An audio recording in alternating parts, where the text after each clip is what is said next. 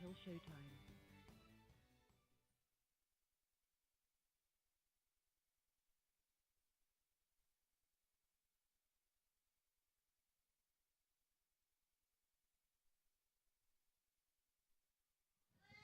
Whoa! I think we can do better than that.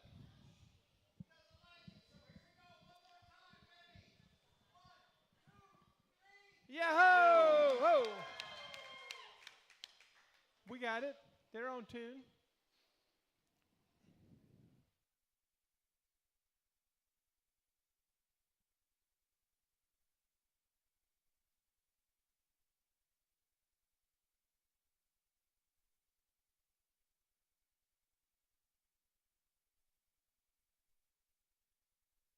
Your show will go live in 5 seconds. Four, three, two, one.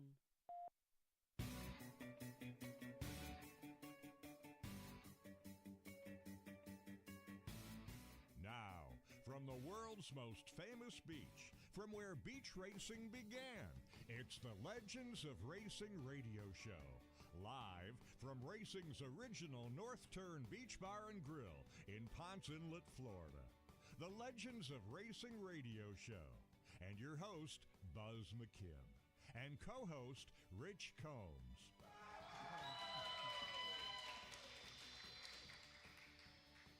Okay. We on? Good. I got ahead of myself there. Sorry. Here we are again today at the North Turn in Ponce Inlet, and it's a beautiful day. You look out, you see the ocean there, you see the breaks, you see all the people here, nice cool wind, and we've got a whopper of a show for you today.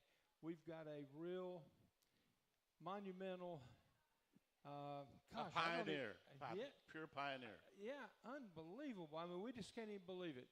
Pat Ohlsson is here with us today.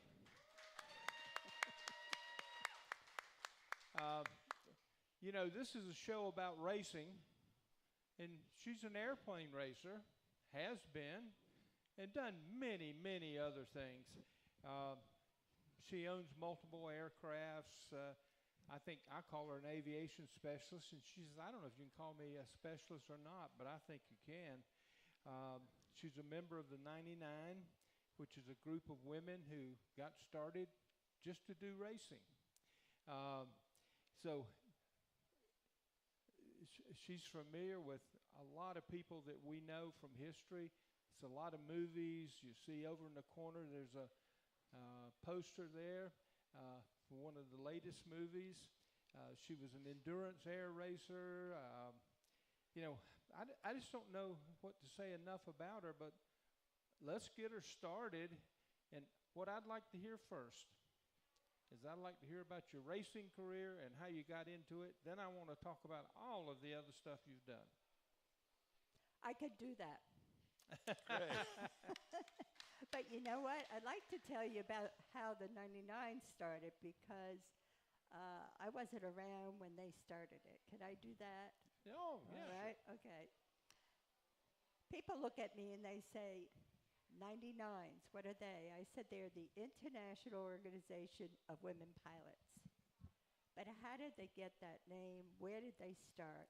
Well, back in 1929, at Santa Monica, California, there were 20 women who decided to race to Cleveland. And the men wanted to send their mechanics with them. No. Then they thought, okay, we are going to race it. We're going to race it ourselves. So they did. Unfortunately, one woman lost her life. The engine quit, and she did crash. But the other 19 that ended up in Cleveland, Ohio, the winner of that race was Louise Thadden. Now they decided they needed an organization for women, and there were 117 licensed women pilots in 1929. They mailed a letter out to all 119, and they had their first meeting in Long Island, New York, at Curtis Field, which is near Valley Stream today, November 2nd, 1929. They held it in a hangar. It's kind of neat. I like hangars. And I've had meetings in my own hangar. It was kind of dim. They had tea. Some flew in. Some came by train, and some drove. One woman told me, Asha from California, she was not allowed to go to, her husband wouldn't allow her to go to that first meeting. So now they're gathering. They had to come up with a name. They had several names for the women. One woman said, well, why don't we call ourselves the 99s? And if you'll notice, well, you can't see it. It's a 9 within a 9. That's how many women joined this organization. That's actually how it began. It began with racing. It started in Long Island, New York. So it was many years later that I joined the 99s. I met a gal that my husband taught to fly. And in fact, I'd like to introduce you to my husband, Lenny Ohlsson. Hey, Lenny. Hi, Lenny. My very dear friend, Marcia Gittleman. I have known her for over 43 years. And guess where I met her? In a racing competition. Good. And her husband, Dave Gittleman. Welcome, Dave. Now, when it comes to that, Marcia, she flew the Powder Puff Derby. That was for many, many years ago. That's super, Marcia. Super. And Marcia and Dave and my husband have all received the Wright Brother Master Pilot Award for flying over 50 years. And it's given out by the FAA, and I'm very proud of all three of them. But I have to wait till next year for my 50 years. I also want to say I've only been a member of the 99s 46 years. Marcia is a member over 50 years and still involved. They're all involved in aviation as well as myself. So I'd like to encourage a lot of women here to maybe take up flying. Okay, getting back to the air racing. There were a lot of what they call proficiency races, and they were only 300 miles. And I got to participate in those also. You know, when I first learned, I didn't know how to get from point A to point B. And you had to draw a line on your chart. I have a chart with me if anybody wants to see it later. And that's how I got started. And I got started with this gal, Ronnie Minnick, that Lenny had taught. And that's how I met my husband, was through aviation. And her husband made fun of me for drawing my line on my chart. Yeah. You want to interrupt me here? But that's okay. Many, many years later, I'm also a flight instructor and a ground instructor. I gave him his biennial flight review, and he asked me for a screwdriver because he had to undo his cowling. And I asked him to hand me the screwdriver he had in his hand, and I turned around the tip on it, and he had a, what do you call that? Type of screwdriver for the nut on his airplane. And I kind of laugh at that today and love to tell the story because he used to make fun of me, but it took about 35 years for me to show him how to. Now, he tells me he's henpecked. Who? Lenny. I don't think so. But he also knows when I was very engaged in doing this to share it with everyone, and I thank you for inviting me. Oh, we love having you. Thank you for coming. Pat, when you were doing your racing, what kind of plane was you racing in, or did you race in multiple planes or plane styles? Or? Well, I have a little Grumman Tiger, a 1976, and I bought it in 1979. And I still have the airplane. In fact, we flew it Sunday on another something else in Orange City. I've had the airplane longer than the husband. And I've had the airplane 45 years. So that's a Grumman Tiger. I just figured out, because of my husband and his encouragement, I have been able to fly 34 different kinds of airplanes. I was only in a jet once because the pilot needed a multi-engine rated pilot. So I got to go from Long Island to Teterboro, and I had to drive home for 8 hours. That's how much I love to fly. I'm very, very fortunate. Yeah. Very. Was most of your racing done from point A to point B, or did you do circle style racing or pylon racing, I think it's called? No, I never did pylon racing. Okay. I've done a little bit of gaggle flying for the women of World War II. But a proficiency race, 300 miles, you had to find the airport. Now, if you're not familiar with the territory, it's kind of hard to spot grass strips. And the year that Marcia and I met each other and flew against each other, she was flying a Comanche, I believe. I was flying my Grumman Tiger. Uh-huh. And we had to find 3 grass strips, and it was really difficult. A paved strip is much easier to Sure. do, much easier. Very interesting. But those races were about 300 miles.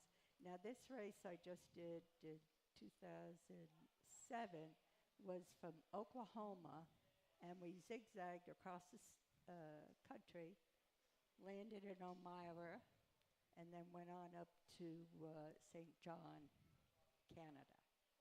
That was So you have a ground crew that follows you from point A to yourself and the husband, Lenny? Or? no, I did it again. My husband flew up commercially because I was bringing my girlfriend's plane. We flew together, and I wanted him to be there because we did take 37 airplanes. wonderful, So that wonderful. wasn't too bad. So you have more than a driver's license. How many Yeah. different? I know you're a commercial pilot, and what else do you qualified for? Well, there are only 3 certificates. Your private, a commercial, and an ATP, Air Transport Pilot. Anything else is a rating. Okay. And over the years, because my husband and I didn't do a lot of it, but he did a lot of charter work. He had to move an airplane from one spot to another to pick up his customers. So I got to move the airplanes. That's what gave me the opportunity to fly a lot of Good. different planes. I got my multi-engine. I applied for a scholarship with the 99s, and that's what this medal is, and I received it. For you guys who can't see that close, that's an Amelia Earhart medal, the scholarship. She's a winner. Can you tell us more about that? Well, I applied for it back in 1983, and it went before the chapter, went before the section, went before international, my qualifications. But I wasn't the only one. There were 10 of them given out that year. And donations are made towards the Amelia Earhart Scholarship. Okay. And I flew down in a Beach Sierra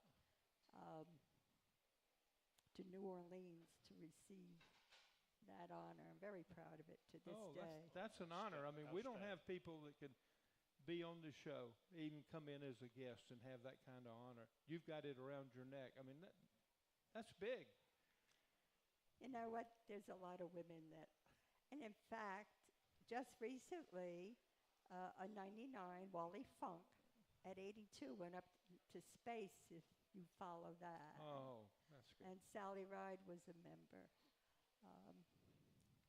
There's so many stories to tell. and I love to share them. And it's kind of fun to take children up. They have a program that you introduce children to aviation. I took up a little girl and 2 boys, and I got them in my airplane, got them seated, and you don't want them to step on the wing and be careful. And they were all set. I was ready to start my engine, and this little girl says to me, "I'm not going with you."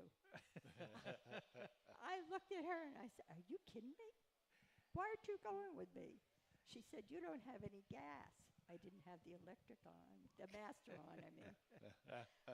So that's how sharp these kids are, That's good, yeah. But it's a wonderful feeling. I took another gentleman up from Islip Airport to Farmingdale in a multi-engine airplane. I was moving it again for letting. And this gentleman asked me what was my altitude. I said, "Well, we're not going very high. We're only 16 miles away." And he said, I told him 1,600 feet. Next day I saw him on my way to work, and I asked him, "Well, what'd your wife think? What'd you tell her?" He said, "I was 1,600 miles closer to God." I thought that was very special also. That is special. And you know what else? If anybody hasn't been over here to the museum on International Speedway, that was pretty exciting to go around the racetrack and then try to climb that bank. Yes. And when I went in the museum, there was a picture of Amelia Earhart hanging, and I thought, what in the world is she doing here, She was a racer. Yes. And look at all the things she did. And in fact, Publix has a magazine on Amelia Earhart, and it just appeared on the shelf. Oh, that's wonderful. Now, Amelia was in the original first race. Yes. Is that right? She was one of 20. How did she do in that? She didn't win it. I don't know if it was second or third place. But Eleanor Smith would not become a 99 for years because she was jealous of Amelia Earhart. So it was way back then too, competitive. Oh, and that was from California to New York, right? No, it was to Cleveland, Ohio. Cleveland. Well, Yeah. same thing, right? No. Okay. Hey, this is a wonderful story, and I know you've got more. We're going to take a break now, and we'll come back. We're doing great. We're doing great. No, this is Very good. Very good. You're good. The caution flag is out. Time for a break. We'll be right back with the Legends of Racing radio show. At Beach Boys Embroidery and Tees, it's all about making you happy. Beach Boys Embroidery can customize your athletic golf apparel, caps, hats, badges, buttons, magnets, backpacks, bags, totes, clocks, watches, and of course, T-shirts. Sure, they're at 2033 South Ridgewood Avenue in South Daytona, and they're waiting for you to call now.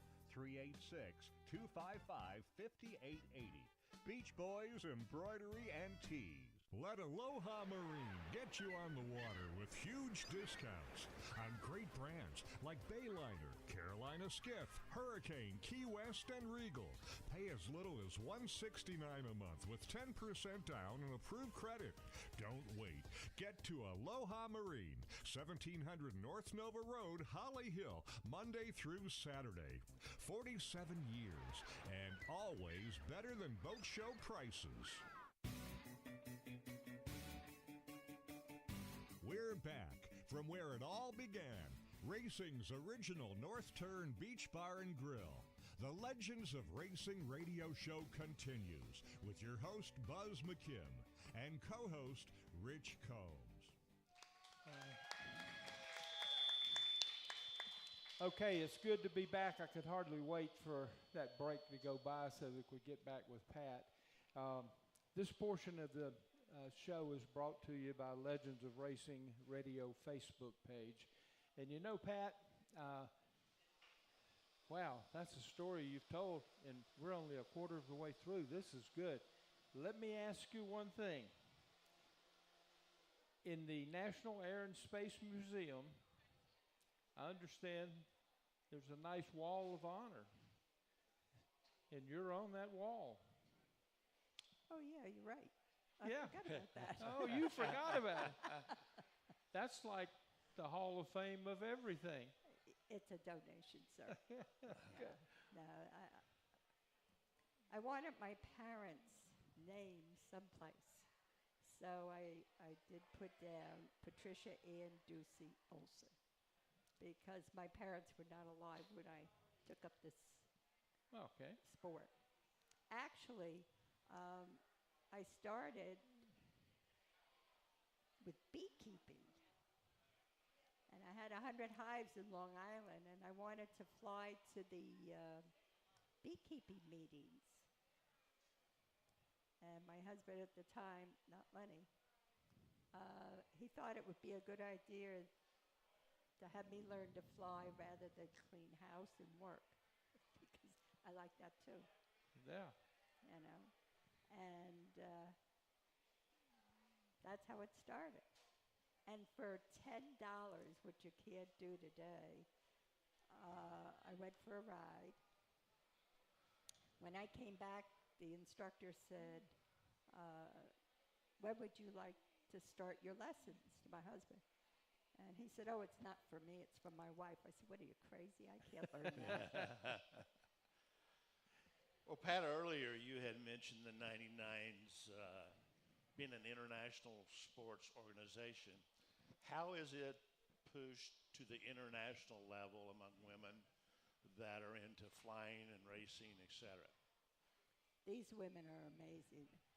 We're almost close to 8,000. This is a brand new brochure. If anybody would like to pick one up, I have it on the table over there. Almost 8,000. Now there are 40,000 women and roughly 400,000 men. We're in 45 countries.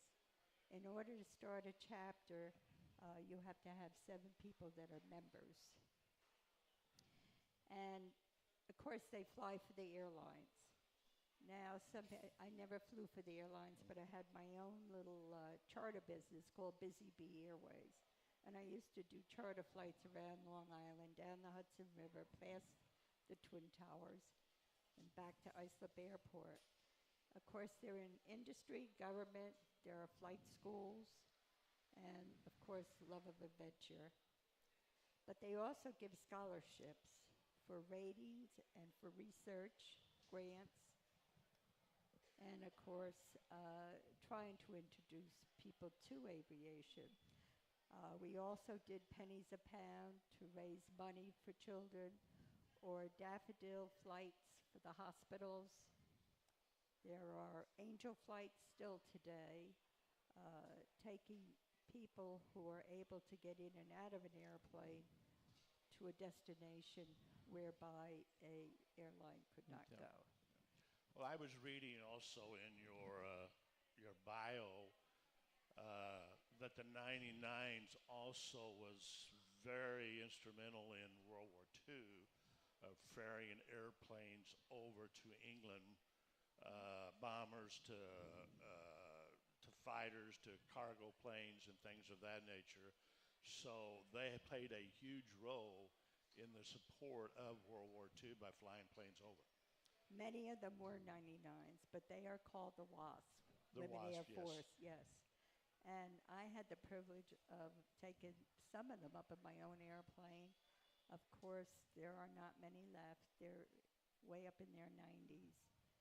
But they were something else. You ought to meet those women pilots. They are funny. They really are. And courageous. And courageous. Well, yeah, they would fly an airplane, and they'd have a banner out the back, and the men on the ground would shoot at that banner.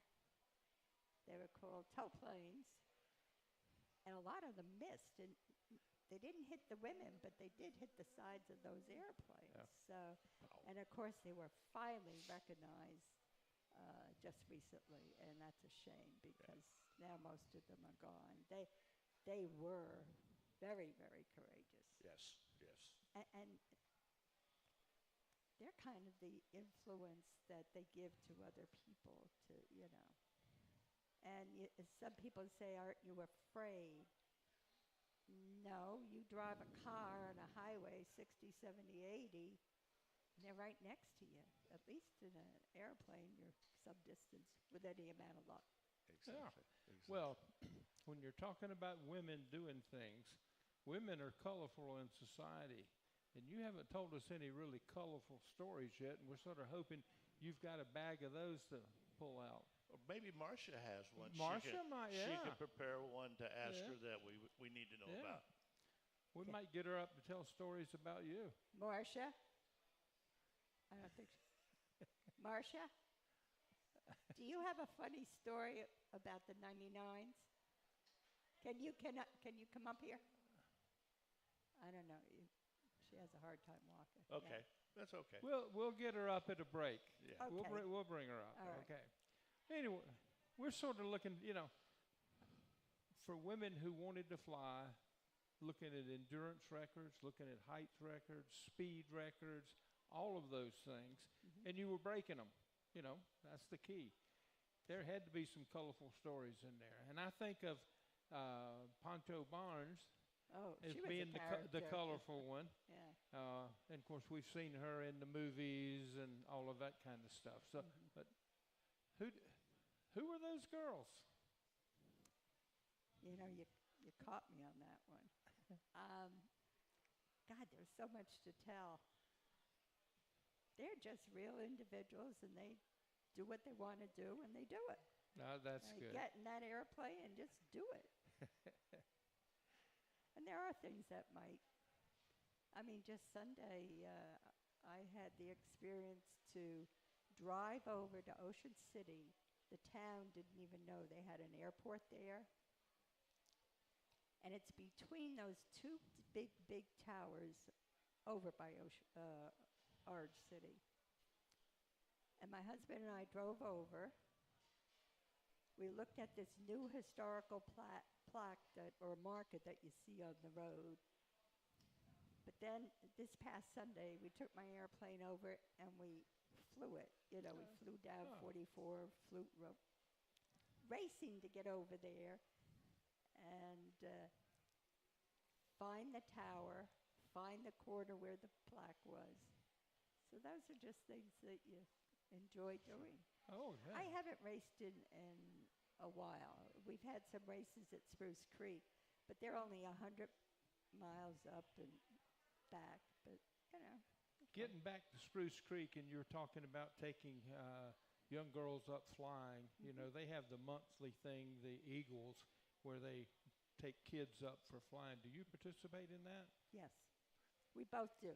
My husband flies a biplane, a Waco UPF-7, 1941, and it doesn't have many instruments in it. At least I have a little bit more, and we have a little Cub, and we can take the children up in that, too.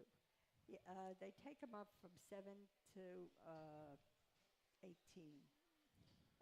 EAA, Experimental Aircraft Association out of Oshkosh, Wisconsin. They have a big air show this coming week and to introduce the children to aviation. And that's a lot of fun, too. Oh, yeah. Well, I think there's so much that's been done. We just don't even know where to start. It's wonderful to hear about these things. And let's keep going forward. And don't forget those colorful stories. You got to come back with a good one somewhere.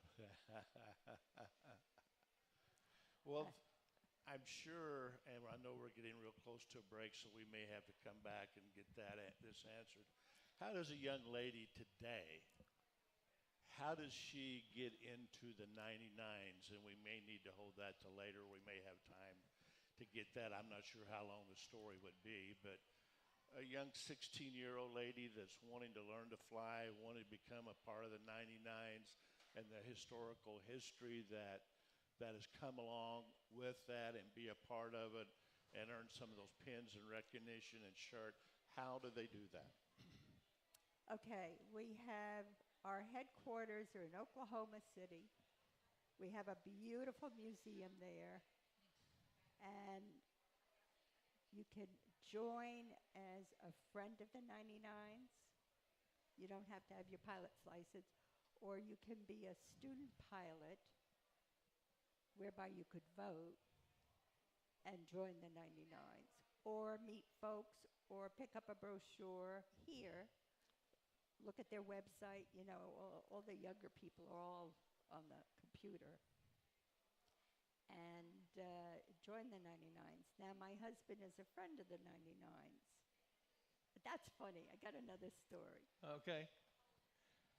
All right. We need to go to a break here. Oh, okay. I'm going to let you get that story together, and we'll come back with it. I just thought of it. Okay. Go ahead. And I'm thinking maybe I'll get my wife to get a license and join in, and then she can fly somewhere. That's okay. It's pretty cool. You leave your husband on the ground, you go fly. Yeah, that's good. Okay, we're going to go to a break here.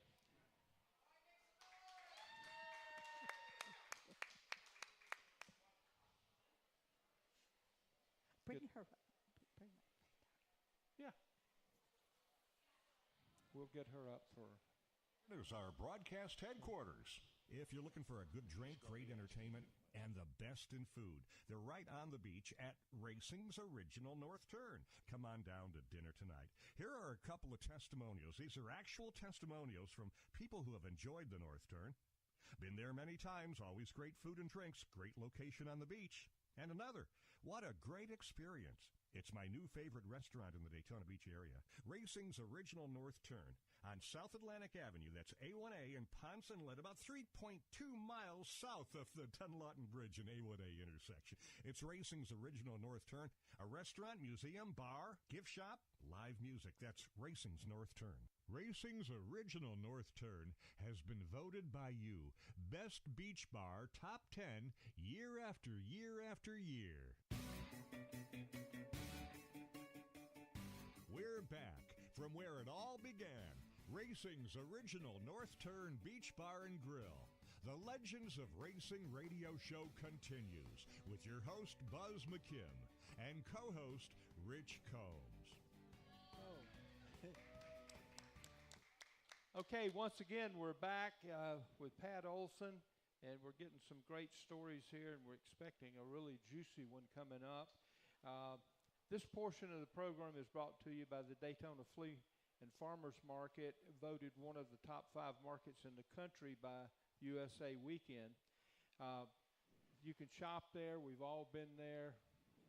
Mike gets all his clothes from there. Absolutely. So there's nothing there that you won't find. yeah, so stop in. All right, so we're back, and we have a guest question here for you. This is Tony, and watch out for him. He's a real racer. Oh. Yeah.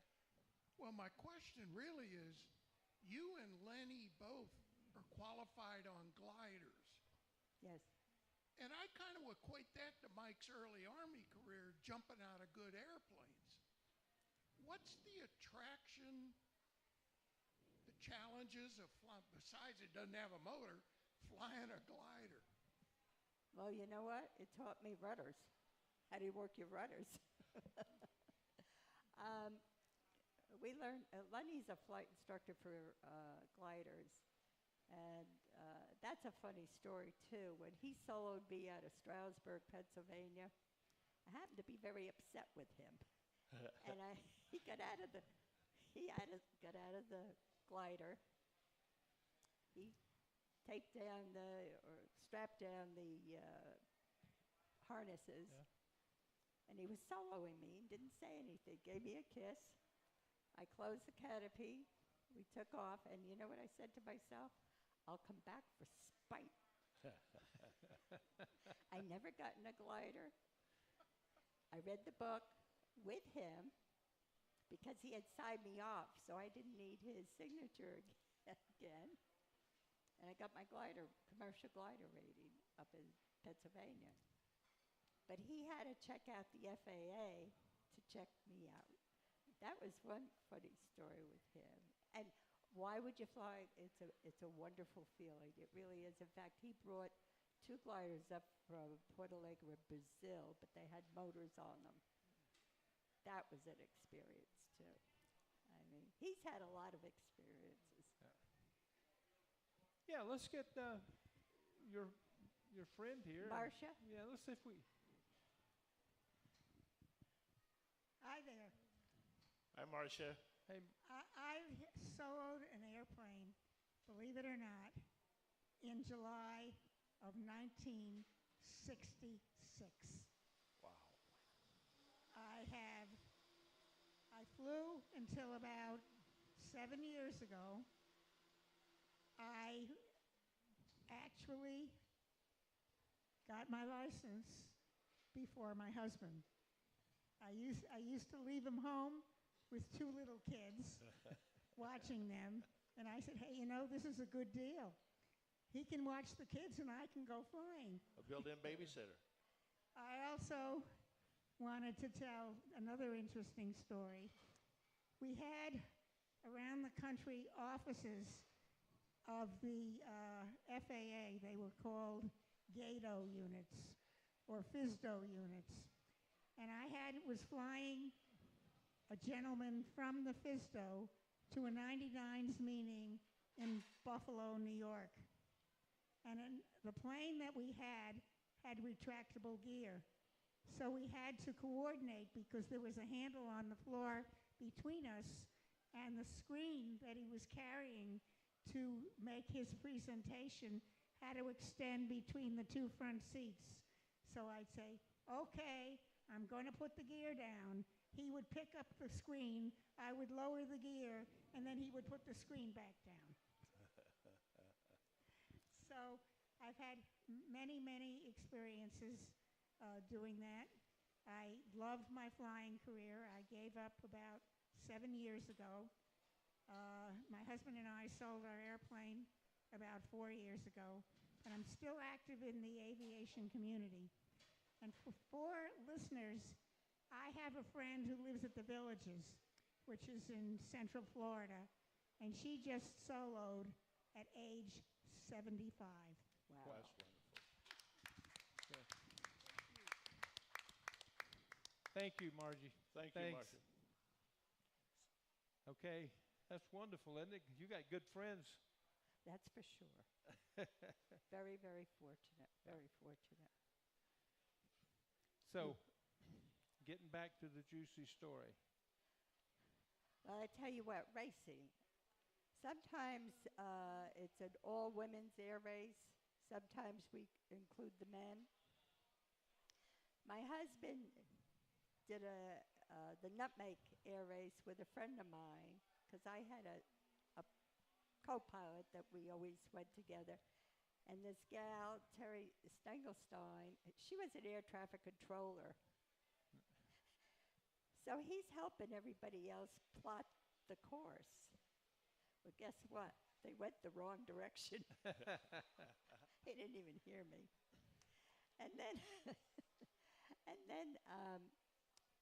the 99s, I don't know if I've told this story before, but the men are called 49 and a half. Now, some men don't like that. And I don't, whatever it is, Well, it is. is what it is. So I'm a member of the Long Island, New York chapter still, even though I support the Spaceport chapter, the Daytona chapter. And we wear these name tags. Yes. So and the men wear them, and it says 49 and a half. He refuses to wear it. So I had one made. It says Long Island, 2 times 49 and a half times 2 equals 198. Lenny Ohlsson. And he doesn't even know I brought it here today. Those are my 2 funny. Marcia.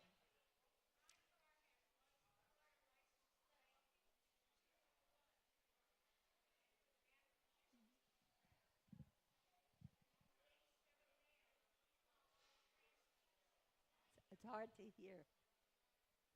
I have to get it. Okay.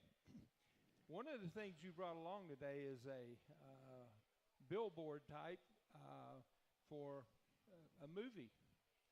And from what I can see, there's been quite a few movies that are made about not necessarily the 99s as much as it is women flying, air races, and that particular one you have there, I can't read it, but I know who's in that movie. And that's like Hilary Schwank. And I forget the gentleman's name. That's it. Okay. Thank you. Well, from what I can see, starting in about 1935, people were starting to pay attention to the women that were flying. And, you know, you're going to write books and you're going to do movies in that time period. So when we come back, let's just go through a couple of those and see if you, I'm sure a lot of them are about Amelia Earhart. Okay. All right. So we're going to go to a break and I'll let you think about that.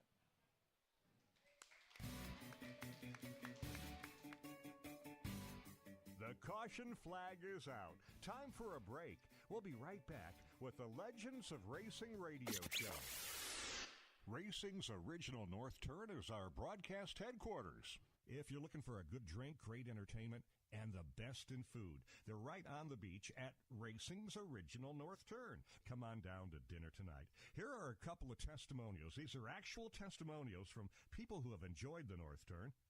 Been there many times, always great food and drinks, great location on the beach. And another, what a great experience. It's my new favorite restaurant in the Daytona Beach area, Racing's original North Turn on South Atlantic Avenue. That's A1A in Ponce Inlet, about 3.2 miles south of the Dunlawton Bridge and A1A intersection. It's Racing's original North Turn, a restaurant, museum, bar, gift shop, live music. That's Racing's North Turn. Racing's original North Turn has been voted by you Best Beach Bar Top 10 year after year after year.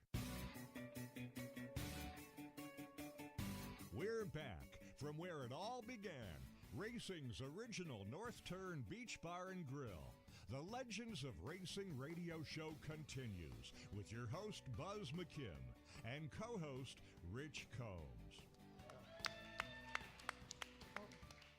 Well, once again, we're glad to be back. It's a beautiful day here. This section of the program is going to be brought to you by Homewood Suites by Hilton. And we're back, and we're going to talk about movies and books that are depicting women.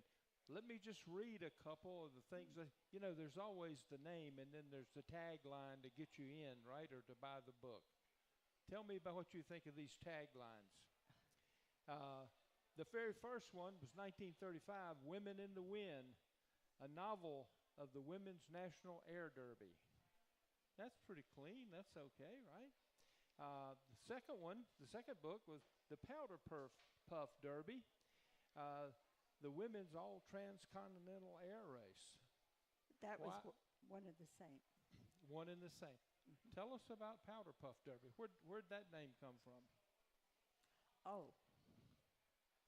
Will Rogers, at the end of the race in Cleveland, Will Rogers saw the women powdering their nose because they were flying open cockpits, a lot of them.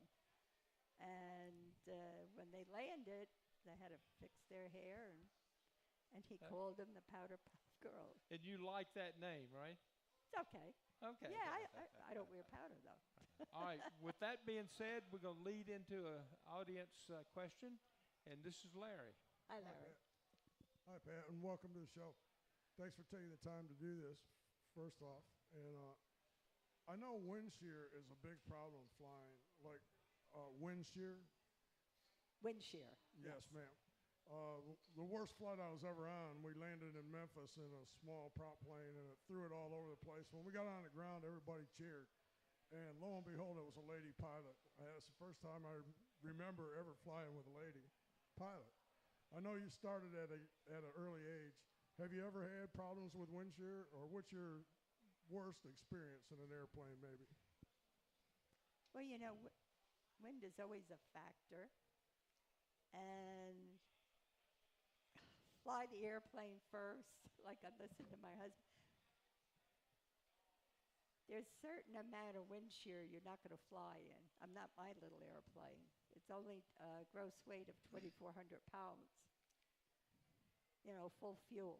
Sure. So I only can put 680 pounds of people in it if I have full fuel, and it's a four-seater. So you have to learn how, because once you take off, there may be no wind, but when you come back, you may have wind someplace else. So that's a judgment call. You ever been in a crash? Ooh, no. No. I've gotten an icing. That's out of Albany, New York. And we're pushing the throttle back and forth, trying to keep the ice off the propeller. I landed at a grass strip, and the wind changed, and it had snowed, and I had a co-pilot, and we were at the end of the runway was a drop-off grass strip in Cooperstown, New York, and I said to him, right rudder, hard right rudder, and we turned 90 degrees. So, no, I've been fortunate. Well, I think it's because you've been good. Well, you're an expert at what you're doing. What do you think, Mike? No. I'm always learning. Yeah. I'm always learning. I am amazed at the things that she has done and accomplished, both with the 99s and reading about her, all the work that she does out of Spruce Creek with the Toys Parade and things of that nature. So this lady has been active from New York to Spruce Creek in different organizations, and I think 34 years that you've handled the toy parade out there. Well, yes, 36 years. 36 but that's years. Okay. Okay, well, I was close. And that is to be very commendable to somebody to give back to their community that much. So it is known and it is appreciated. Well, thank you. You're welcome. I don't think of it like that, but it used to be called the airplane parade. We used to run our props, run the engines, and taxi down Cessna Boulevard, down the runway, down Lindy Loop. But then there were too many people around, with these propellers running. And there's a lot of little children there now. Yes. So now we have to tow the airplanes. And if we get 3 people to tow, we're lucky because it's a lot of work. Yeah.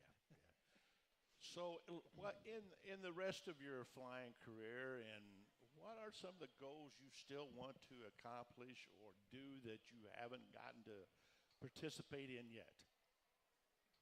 I haven't told my husband yet, but I would like to this is going to be news to him? Yeah. Okay. So he looked around, pay attention.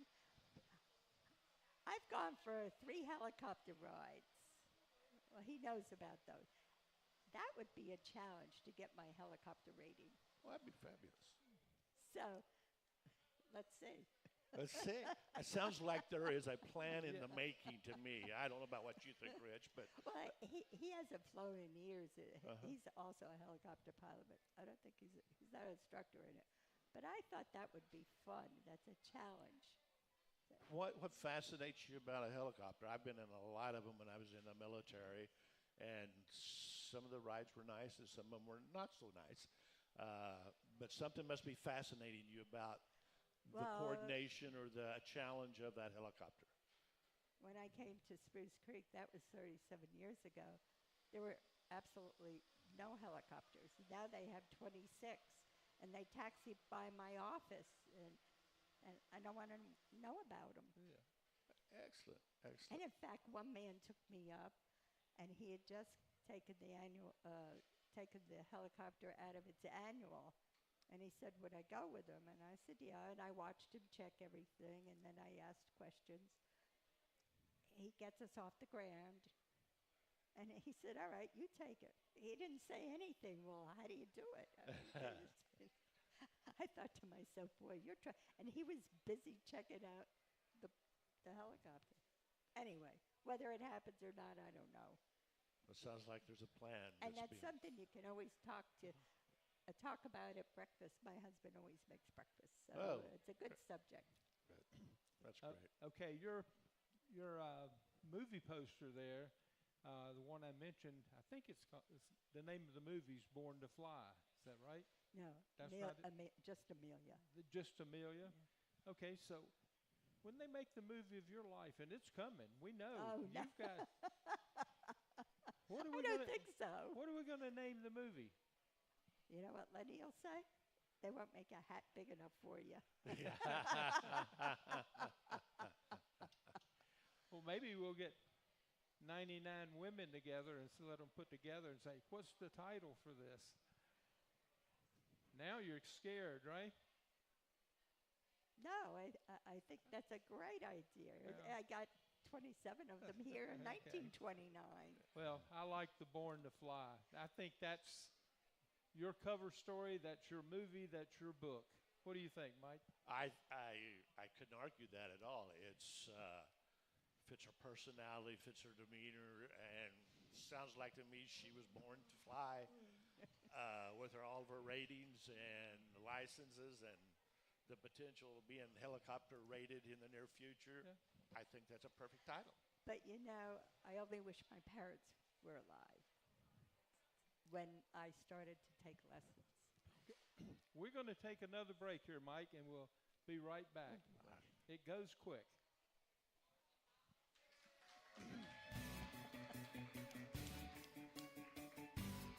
The caution flag is out. Time for a break. We'll be right back with the Legends of Racing radio show. Welcome to Homewood Suites by Hilton in Daytona Beach.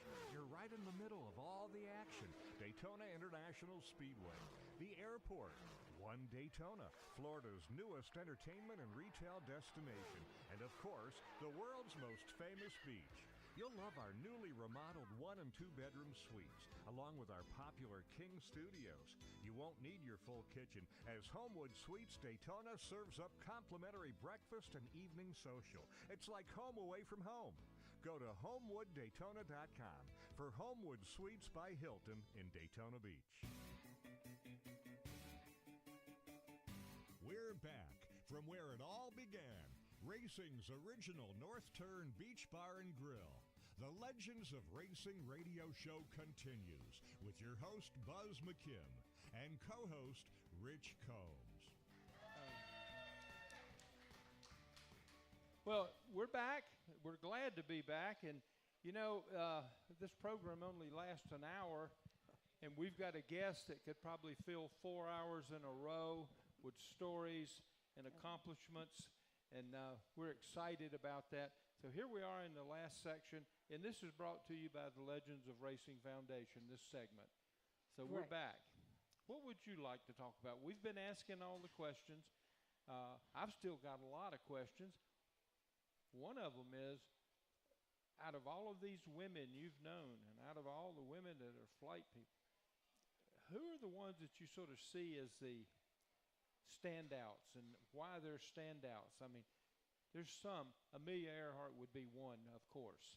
And I know she's a little earlier in your time, but who do you recognize as the real champs? Well, just my friend here, Marcia. Marcia. She's a writer. She taught school. Not only that, recently,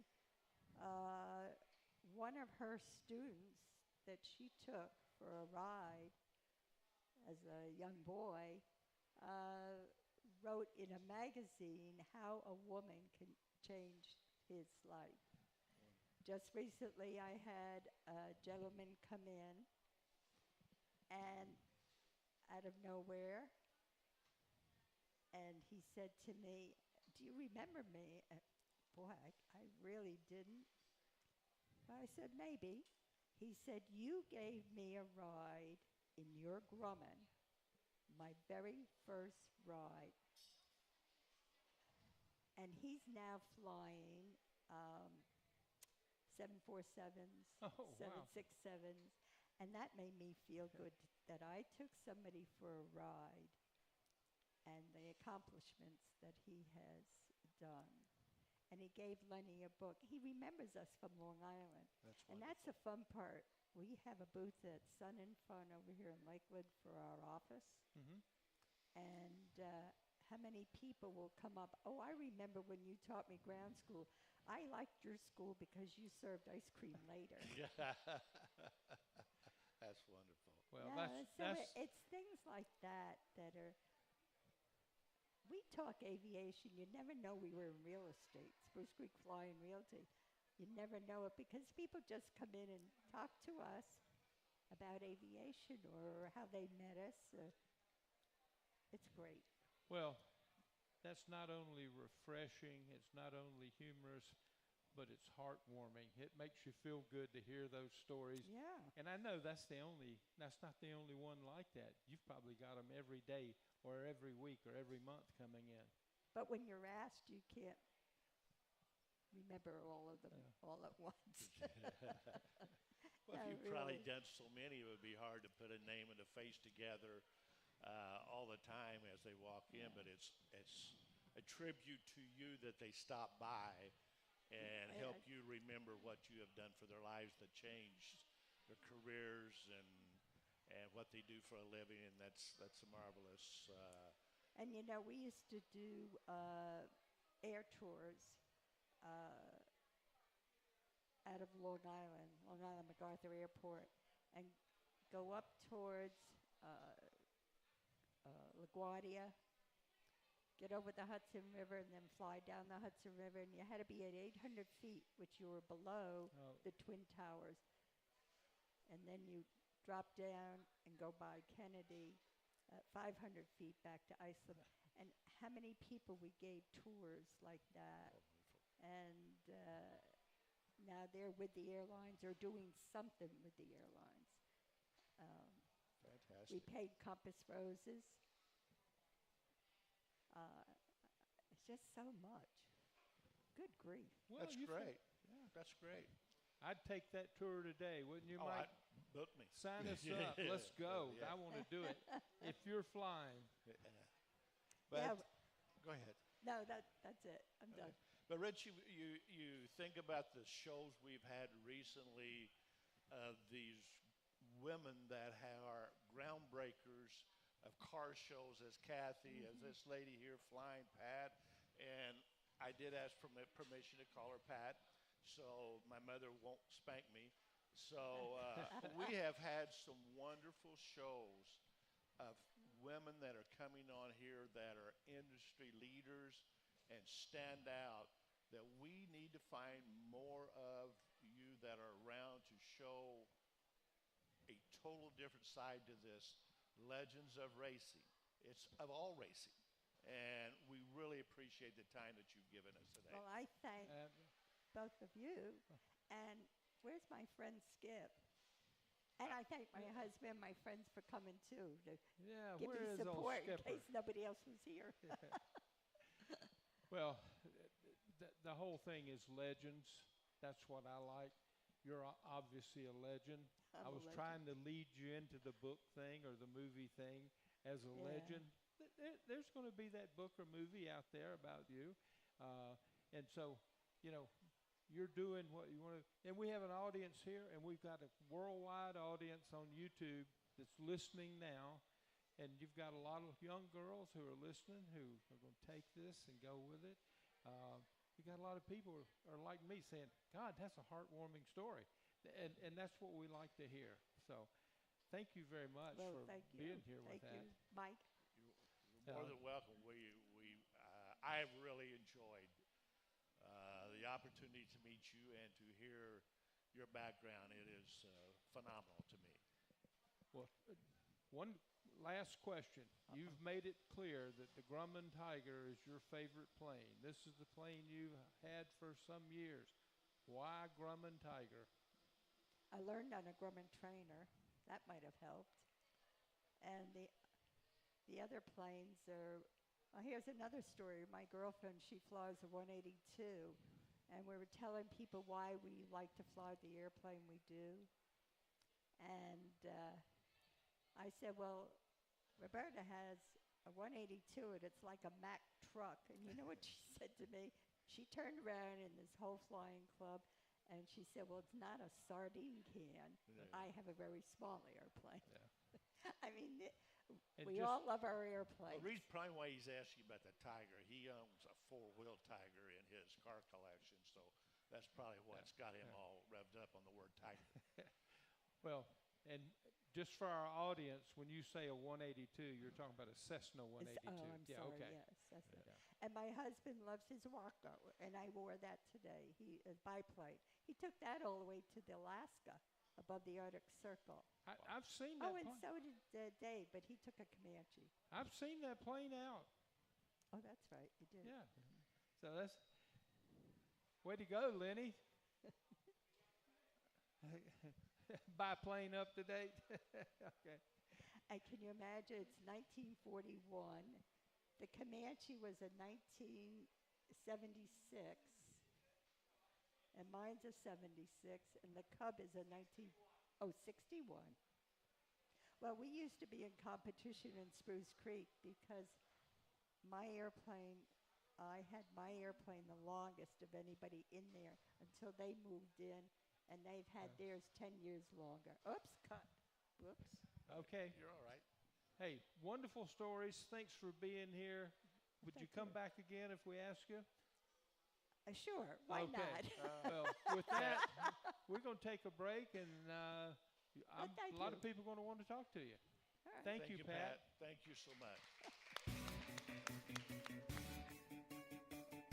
The Legends of Racing radio show originates live from the very spot where beach racing began, racing's original North Turn Beach Bar and Grill. Join us next time for the